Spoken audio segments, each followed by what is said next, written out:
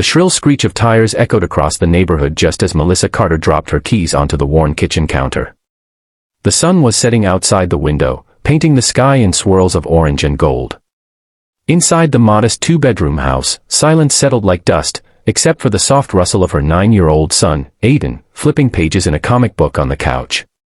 It had been a long shift at the diner, and her feet ached, but she managed a tired smile.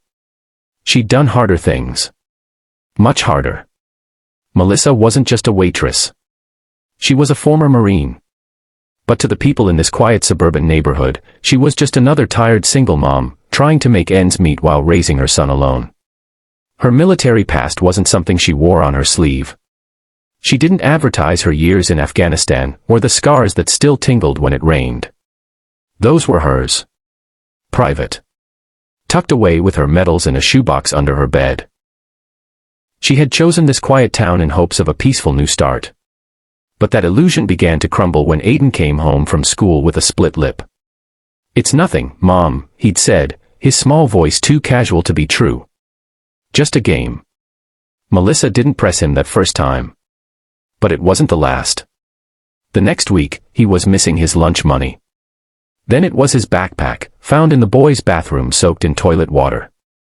And the week after that, bruises. This time, he didn't lie.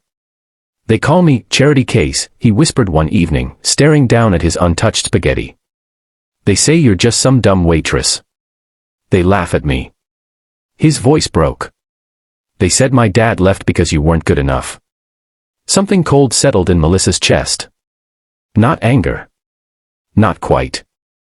It was that Marine instinct, the one that woke up the first time she ever had to defend her platoon in the desert. But she didn't lash out. She didn't storm into the school. She waited. She planned. She'd been trained to be patient. At the school's next parent meeting, Melissa sat at the back of the auditorium, watching. She took mental notes, faces, names, the parents of the kids who had been tormenting Aiden. She noticed a group of mothers giggling together near the front, perfectly made up and casually dressed in yoga pants. She'd seen them before at pickup time, judging eyes. Whispered laughs.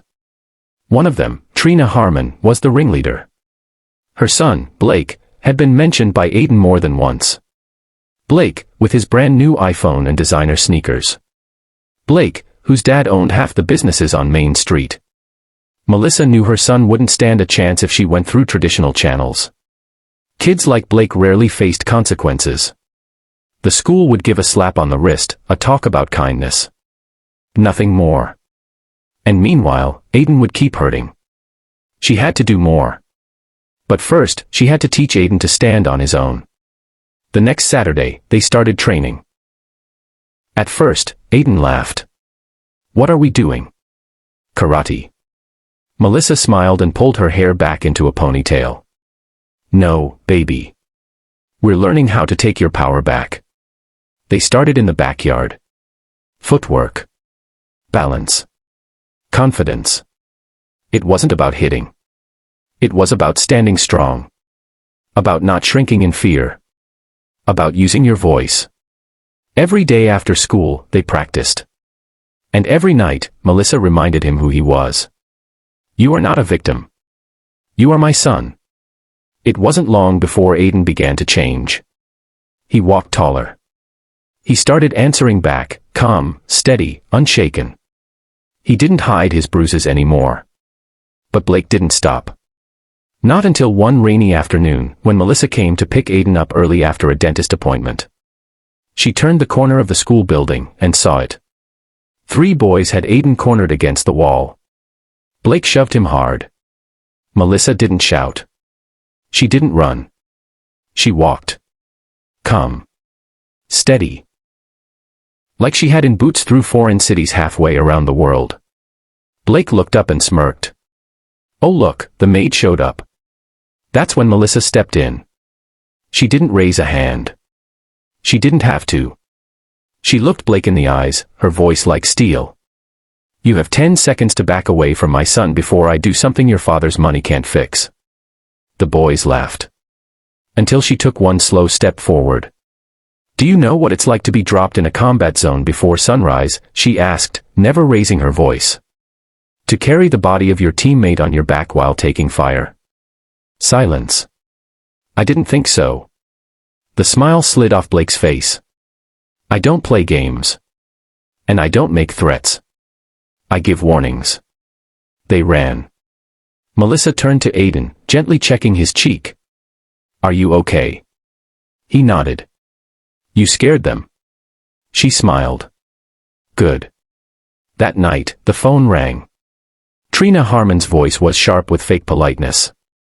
I heard there was an incident at school today. My son was frightened. Melissa didn't flinch.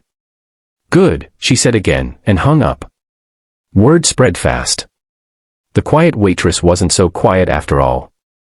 Aiden never got pushed again. And slowly, other kids started sitting with him at lunch. One boy even asked if Melissa could teach his mom some of the stuff she'd taught Aiden. Months passed. The bruises faded. But the strength stayed. Melissa never asked for thanks. She never wanted applause. She just wanted her son to grow up knowing that dignity wasn't something others gave you, it was something you claimed for yourself. And that's the message she left behind, etched into every word she spoke, every move she made. Never mistake kindness for weakness. And never, ever underestimate a quiet warrior.